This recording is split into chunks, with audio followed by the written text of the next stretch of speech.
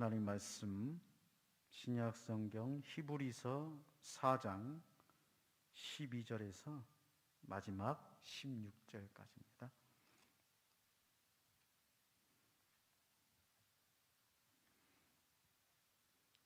한 절씩 교독하겠습니다. 하나님의 말씀은 살아있고 활력이 있어 좌우의 날선 어떤 검보다 예리하여 혼과 영과 및 관절과 골수를 찔러 쪼개기까지 하며 또 마음의 생각과 뜻을 판단하나니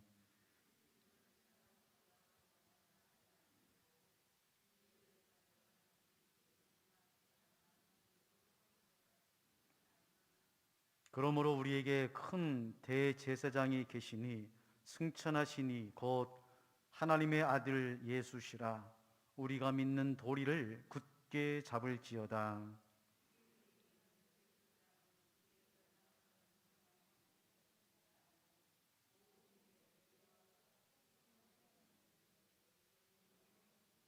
같이요. 그러므로 우리는 긍휼하심을 받고 때를 따라 돕는 은혜를 얻기 위하여 은혜의 보좌 앞에 담대히 나아갈 것이니라. 아멘. 네, 은혜를 알아야 하나님의 마음을 알 수 있습니다. 신앙은 은혜를 받는 겁니다. 믿음은 은혜를 깨닫는 것이죠. 세상을 살아가면서 우리가 세상은 알고 사람은 알고 정보는 알지만 은혜를 아는 사람들은 그렇게 많지 않습니다. 그래서 부모님의 은혜를 아는 사람을 효자라 그럽니다. 효자라. 많은 자녀들이 있지만 효자, 효녀라고 하는 말을 듣는 자녀들은 사실 많지 않습니다. 참 이상하죠?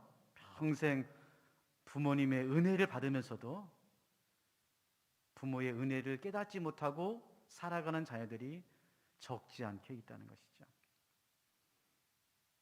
참된 제자는 스승의 은혜를 압니다. 당연히 선생이니까 나를 가르치고 지도한다 라고 생각할 수 있지만 참된 제자는 스승의 은혜가 얼마나 큰지 얼마나 고마운지를 깨닫는 사람이죠. 그래서 한 번 스승은 영원한 스승인 것처럼 그렇게 스승의 날이라든지 기회가 되면 스승님들에게 인사를 드리고 관계를 잘 맺는 참 귀한 제자들이 있습니다. 여러분, 믿음도 마찬가지입니다. 교회를 다니지만 은혜가 얼마나 소중한지, 하나님의 은혜가 얼마나 귀한지를 깨달으면서 다니는 성도들이 생각보다 많지가 않다는 것입니다. 물론 처음에는 예수 믿고 교회 나오고 은혜 받고 예배를 드리면서 감동하고 정말 눈물 흘리면서 그렇게 신앙생활을 하지만 5년 지나고 10년이 가고 20년이 가면 하나님의 은혜가 덤덤해지죠. 여러분, 은혜는 값없이 주시는 하나님의 선물입니다.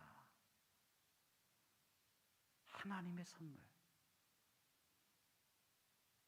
우리가 무언가를 했기 때문에 선물을 받을 만한 자격이 있기 때문에 하나님께서 우리에게 은혜를 주신 것이 아니라 무조건적인 사랑으로 우리에게 하나님께서 전적인 은혜를 베풀어 주신 것입니다. 이것이 하나님의 마음입니다. 은혜를 알아야 하나님을 아는 거예요. 은혜를 알아야.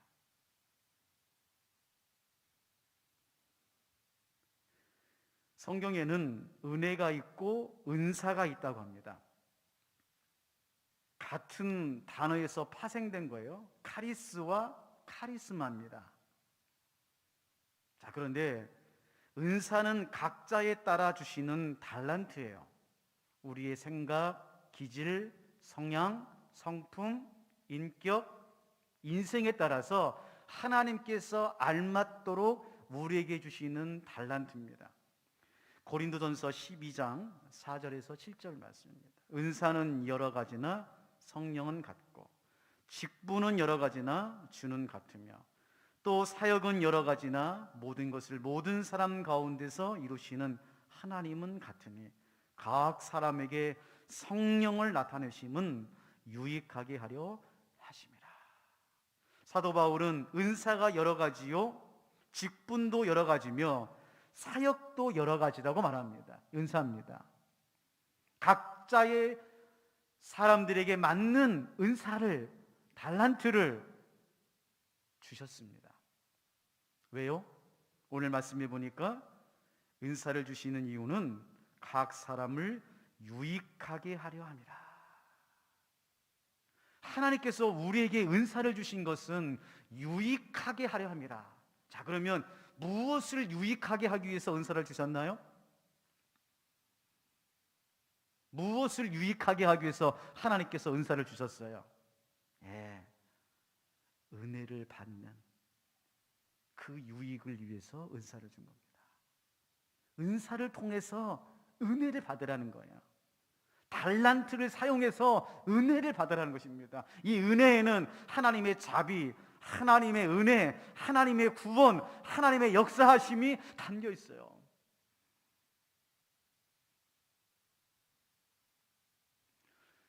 은혜는 모든 사람에게 주는 하나님의 사랑입니다. 일반 은혜가 있고 특별 은혜가 있어요. 일반 은혜는 모든 사람에게 주시는 하나님의 사랑입니다. 예를 들면 오늘 하루를 모든 사람에게 똑같이 줬어요.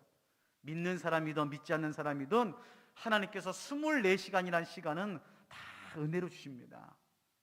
이런 햇볕, 바람, 눈, 생명, 이런 것들은 하나님께서 각 사람, 모든 사람들에게 주시는 은혜예요. 그런데 히브리서 기자는 하나님의 말씀을 기록하면서 특별 은혜를 말하고 있는 겁니다. 그건 바로 예수 그리스도시죠. 예수 그리스도. 무슨 말이냐? 하나님은 모든 사람을 사랑하시죠. 그렇죠? 하나님은 차별이나 구별이 없습니다. 남녀노소 막론하고 모든 인간을 사랑하십니다. 그러나 모든 사람이 구원을 받는 건 아닙니다. 모순적 합일인데요, 하나님은 모든 사람을 사랑하시지만 모든 사람이 구원받는 건 아니에요. 조건이 있습니다. 이게 뭐냐? 예수 그리스도를 믿는 사람들에게 은혜를 주셔서 구원하는 겁니다. 이건 조건적인 은혜입니다. 구별되고 예정된 사람들이 받는 은혜예요. 자, 보세요. 에베소서 1장 말씀 4절 말씀입니다. 그 창세전에 그리스도 안에서 우리를 택하사 우리로 사랑 안에서 그 앞에 거룩하고 흠이 없게 하시려고. 여러분, 예수를 믿고 깨달은 것 중에 하나는 뭐냐? 우리 인생에서 최고의 은혜는 뭐냐? 하나님께서 창세전에 우리를 택하시고 부르셨다는 거예요. 야, 이 얼마나 기가 막힙니까? 나는 30년 전에 고등학교 다닐 때 예수를 믿었다고 생각했어요. 나는 30년 전에 시집 가서 믿는 집안에 들어가서 예수를 믿은 줄 알았어요. 나는 30년 전에 친구를 통해서 예수를 믿은 줄 알았어요. 그런데 믿음의 여정에서 은혜를 받고 보니, 나는 창세전에 하나님께서 택하셔 믿음을 주셔 은혜를 주셔 구원하시는 놀라운 은혜를 하나님께서 누구를 통해서? 예수 그리스도를 통해서 주셨다는 거예요. 여러분, 기록해 놓으세요. 우리 인생의 최고의 은혜는 무엇입니까? 예수 그리스도입니다. 다른 게 아니에요. 다른 게 아닙니다. 제가 지금 하느님의 시간 하나님의 선물 설교를 준비하고 있어요. 한 7번 정도 하려고 지금 설교를 준비하고 주제를 지금 정해서 새벽에 기도하고 또 설교를 준비하고 아침에 기도하고 설교를 준비하는데 마음속에 감동이 되는 게 그거예요. 내 인생에서, 죄송합니다, 우리 어르신들에게 50평생 살면서 가장 큰 은혜가 뭘까? 나에게 주신 하나님의 최고의 선물이 뭘까? 하고 좀 쫙 적어보거든요. 근데 결론은 하나예요. 예수 그리스도라. 예수 그리스도. 자, 오늘 4장 12절부터 말씀을 통해서 또 히브리서 기자가 어떻게 말씀을 통해서 예수 그리스도를 설명하고 있는지 함께 나누도록 하겠습니다. 히브리서 4장 12절 말씀입니다. 같이 한번 읽어볼까요?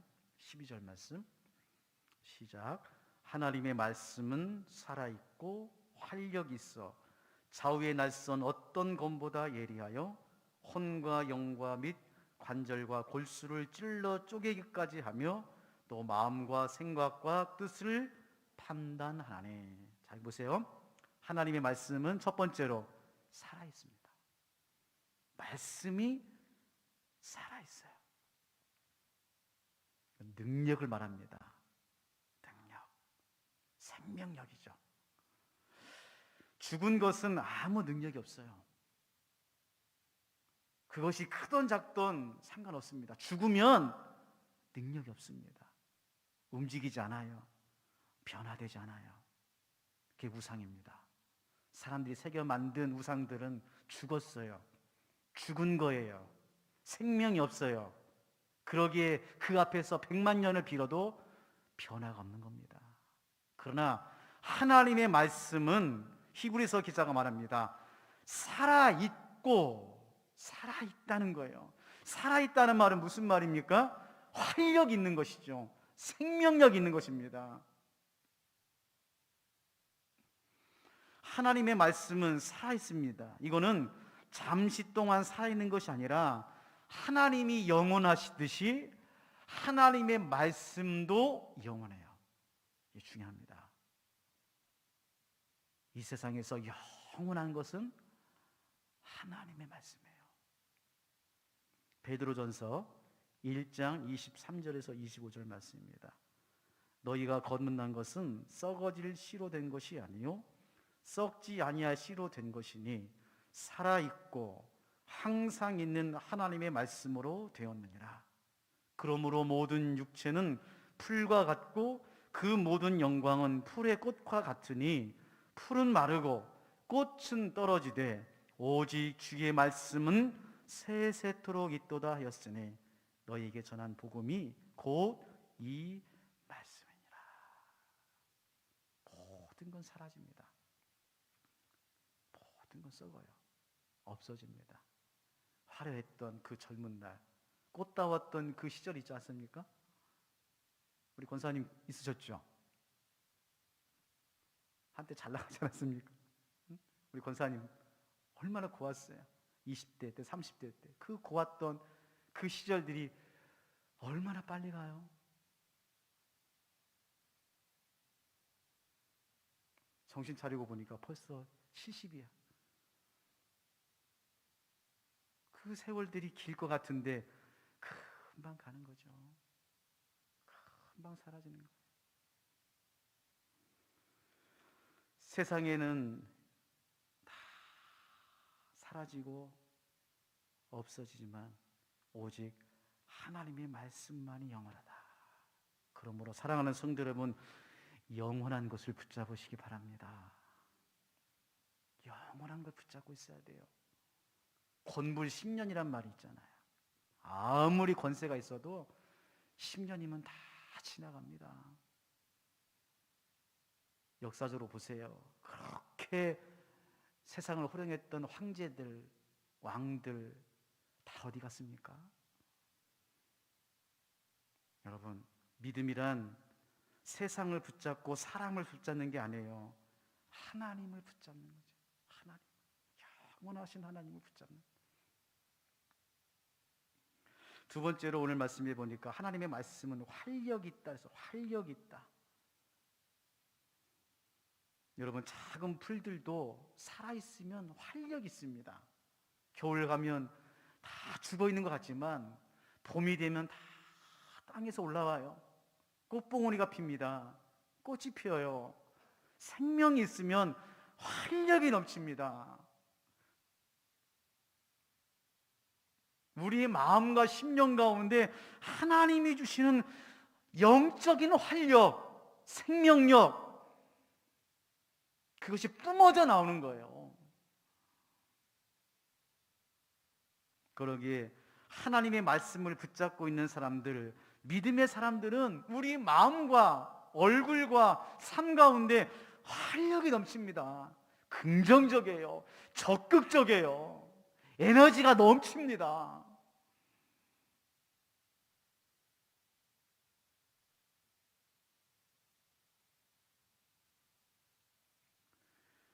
찬양이 언제나 넘치면 얼굴이 환해요. 기도가 언제나 넘치면 얼굴이 환해요. 은혜가 넘치면, 말씀이 넘치면 우리의 얼굴이 환해요.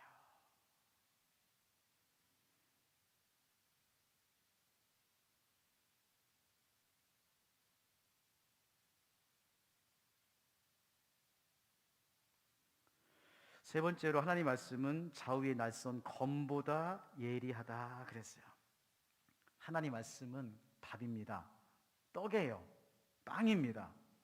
얼마나 부드럽고 달콤합니까? 요즘 빵카페가 얼마나 많아요. 밥 먹고 나면 다 또 빵카페 가셔서, 빵다방 가셔서 빵 드시면서 달달한 또 커피도 마시고 그러잖아요. 얼마나 맛있는지 몰라요. 6인 이상 풀렸으니까 좀 그런데요. 오늘 성경에서는 하나님의 말씀이 달달하고 부드러운 것이 아니라 한편으로는 검이라고 했습니다. 검. 날카로운 검. 이 검은 위험한 겁니다. 검을 잡을 수 있는, 감당할 수 있는 사람이 감당해야지 잘못 잡으면 큰일 나요. 어린아이가 검을 잡으면 큰일 나는 것처럼 이 말씀의 검이라는 것은 참 무서운 겁니다. 오늘 보세요. 혼과 영과 관절과 골수를 찔러 쪼갠다고 그랬어요. 이 말씀이라고 하는 것은 우리의 심령 가운데 쪼갭니다. 딱딱하고 강팍했던 우리의 마음을 쪼개요. 부십니다. 우리를 보게 하죠. 하나님 말씀이 들어올 때 우리가 얼마나 죄인이고 얼마나 큰 악을 저지르고 있는지를 깨닫게 하죠. 무섭습니다, 여러분. 말씀의 검을 함부로 휘두르면 안 돼요. 그리고 이 말씀의 검은 나에게 적용해야지 다른 사람에게 적용하면 안 됩니다. 가끔 그런 분들이 계세요. 말씀으로 사람들을 판단하고 비난하고 쪼개는 사람들이 있어요. 그런 분들 만나면 정말 무섭습니다. 조심스러워요. 여러분, 말씀은 나에게 사용하는 거예요. 나에게 비치는 거예요. 나의 심령과 나의 골수와 관절을 쪼개야 되는 거죠. 아픕니다. 말씀이 부딪히면 아파요. 어찌할꼬. 어떤 목사님이 그런 말씀을 하시더라고요. 설교를 할 때 가장 힘든 게 뭐냐? 반응이 없는 설교라는 거예요. 반응이 없는 설교. 벽 보고 설교하는 거예요. 설교를 들으면 은혜를 받던지 마음에 찔리던지 뭔가가 있어야 되는데 아무 반응이 없을 때 그렇게 설교가 힘들다고 그래요.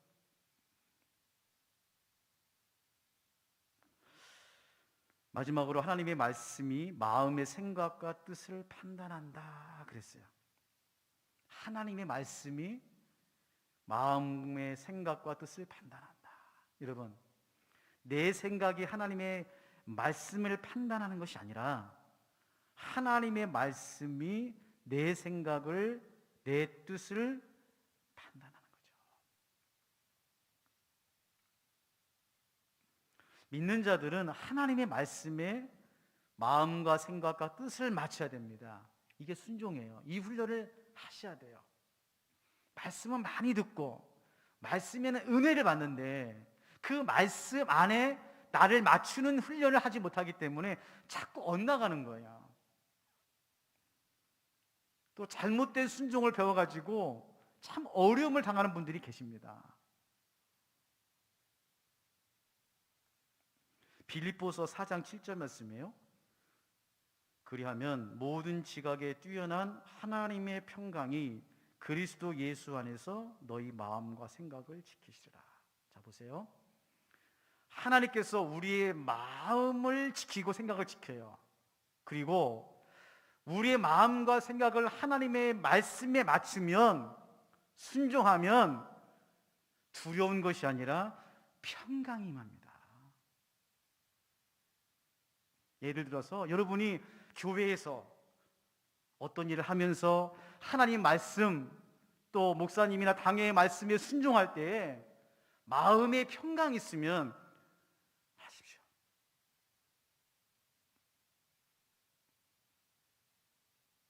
성경적이거든요.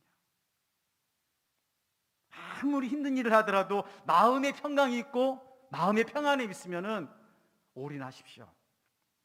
그러나 두려움으로 순종을 한다든지, 마음이 찜찜한데 순종한다든지, 마음이 어려운데 순종한다든지, 그러면 잠시 멈추셔야 됩니다.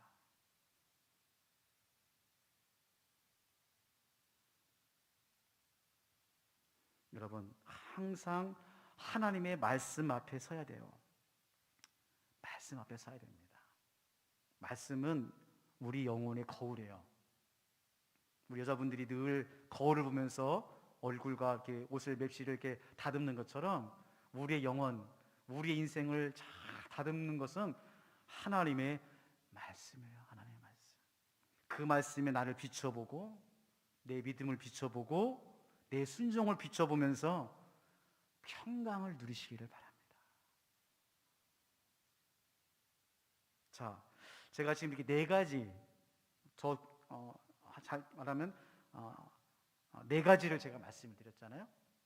여러분, 오늘 집에 가셔가지고 다시 이 유튜브 영상을 보시면서 이 말씀에다가 예수님을 대조해가지고 들어보세요. 똑같습니다. 지금 히브리서 기자가 4장 12절 말씀에 이 말씀이라고 하면서 이 말씀은 살아있고 활력이 있고 날선 검이고 우리의 생각과 마음을 판단하신다고 하는 이 하나님의 말씀이 바로 누구세요? 예수 그리스도십니다. 예수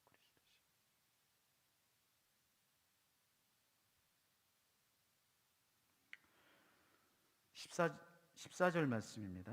4장 14절 말씀. 그러므로 우리에게 큰 대제사장이 계시니 승천하시니 곧 하나님의 아들 예수시라.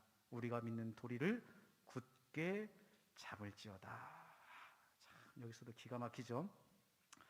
예수님이 우리의 큰 대제사장이라는 거예요. 우리가 지난주에 배웠죠. 대제사장이 뭐 하는 사람입니까? 7월 15일 대속죄일 1년에 한 번씩 지성소에 들어가서 이스라엘 백성들의 죄를 하나님 앞에 대신 고함으로 하나님 앞에 대속의 은혜를 받는 사람, 그 직임입니다. 우리 예수님께서 대제사장이 되셔서 모든 인류의 죄를 대신 짊어지시고 대제사장의 직분을 감당하시고 있다는 것을 말하는 거죠. 어떻게 감당하시느냐? 승천하신 이는 곧 하나님의 아들이다. 자, 여기서 지금 승천이라는 말이 나오는데요, 굉장히 신학적으로 중요합니다. 자, 성경에 보면 죽었다가 살아난 사람이 예수님만 있는 게 아니에요. 그렇죠? 나사로도 3일 동안 죽었다가 살아났어요. 나인성의 과부의 아들도 살아났어요. 자, 이 사람들이 죽었다 살아난 것하고 예수님이 십자가에서 죽었다 살아난 것하고는 완전히 디멘션이 다릅니다. 나사로나 나인성의 과부의 아들은 소생한 거예요. 무슨 말이냐? 잠깐 죽었다가 다시 살아난 겁니다. 그런데 예수님의 이 승천은 7가지가 있어야 돼요. 7가지가 다 합당하게 맞춰져야 그것을 우리는 예수님의 부활과 승천을 말하는 거예요. 적어놓으세요. 고난, 십자가, 죽음, 부활, 승천, 재림, 심판. 이 7가지가 다 이루어지고 갖춰진 분만이 대제사장이에요. 다시요. 고난, 십자가, 죽음, 부활, 승천, 재림, 심판. 이거는 이사야에서부터 요한계시록까지를 말하는 것입니다. 이사야 53장에서 그리스도의 고난이 시작이 되어서 요한계시록 21장 심판이 완성되는 것까지가 부활이에요. 자, 그러니까 오늘 우리가 하나님 앞에 은혜를 받고 예수 그리스도가 내 인생의 최고의 선물이라고 말했을 때는 단순히 내가 예수를 믿어서 내 인생 가운데 구원받고 교회 다니고 마음의 평안을 얻고 하는 것으로서의 은혜가 아니고 선물이 아닙니다. 그 정도의 차원의 선물이 아니에요. 예수님께서 히브리서 기자가 말하는 선물은 뭐냐? 우리가 이 땅에서 예수 믿고 하나님의 나라 간다고 하는 이 확신을 받은 것이 아니라 예수님이 재림하셔서 최후의 심판을 하실 때에 우리가 예수 그리스도를 통해서 영원한 하나님 나라로 들어갈 수 있는 데까지 가는 것이 선물이에요. 그래서 우리가 하나님께 선물을 받았다라고 하는 완성이 어디냐?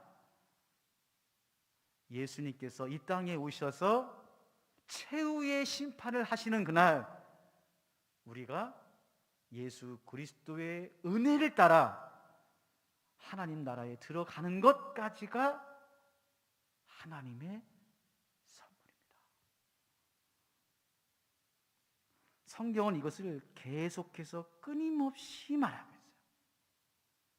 시간이 다 돼서 다음 주에 연결해서 말씀을 드리도록 하겠습니다. 한 구절만 제가 말씀 읽어드릴게요. 에베소서 2장 8절 말씀입니다. 에베소서 2장 8절. 너희는 그 은혜에 의하여 믿음으로 말미암아 구원을 받았으니 이것은 너희에게서 난 것이 아니요 하나님의 선물이라. 여기 보면 3가지 선물이 나옵니다. 은혜, 믿음, 구원.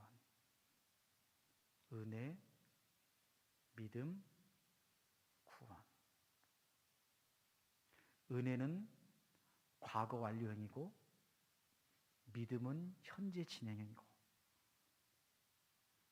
구원은 미래의 완료형이에요. 여러분, 우리가 얼마나 큰 하나님의 선물을 받았는지 알고 계세요?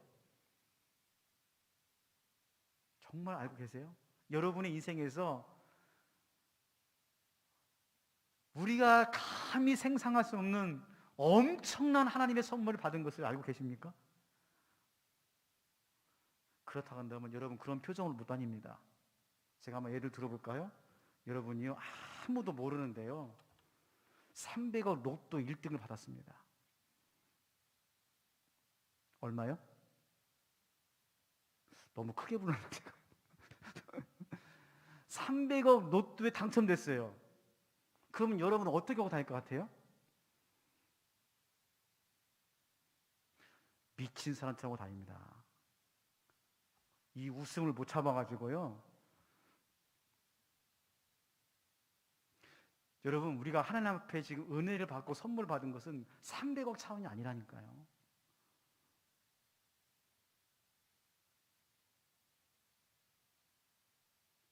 정말 이 엄청난 하나님 나라를 선물을 받았는데, 모르겠어요. 여러분들도 지금 이렇게 표정을 감추고 있지만 집에 가서 막 이렇게 좋아하시는가 보죠? 이게요, 진짜. 이게. 하여튼 이 부분은 제가 이제 하나님의 시간, 하나님의 선물 말씀 준비하면서 같이 나누도록 하고요. 오늘 두 가지만 생각하면서 마치겠습니다. 첫 번째로 은혜를 알아야 됩니다, 여러분. 은혜를 알아야 돼요. 다른 건 몰라도 은혜를 아셔야 됩니다. 예배를 드리는 것도, 기도하는 것도, 섬기고 봉사하는 것도, 직분도 다 은혜를 알기 위해서 하나님께 주시는 통로예요. 은혜를 알아야 됩니다. 두 번째로, 여러분, 그 말씀 앞에 여러분이 평강을 누리셔야 됩니다. 기도하겠습니다. 하나님 아버지, 오늘 히브리서 기자는 하나님의 말씀, 즉 예수 그리스도를 우리에게 설명하면서 살아있고 활력이 넘치고 우리의 혼과 영과 골관절과 골수를 쪼개고 우리의 마음과 생각을 판단하신다 말씀하고 있습니다. 아버지 하나님, 오늘 우리가 이 땅의 삶을 살아가면서 과연 우리가 하나님 안에서, 말씀 안에서, 은혜 안에서 예수 그리스도를 어떻게 모시고 있는지 다시 한번 생각할 수 있는 은혜를 주시니 감사합니다. 바라기는 우리 인생의 최고의 선물인 예수 그리스도를 우리 마음에 모시고 끝까지 금은 붙잡고 믿음의 여정을, 은혜의 여정을 날마다 살아갈 수 있도록 하나님 도우시고 인도하여 주시옵소서. 감사합니다. 사랑합니다.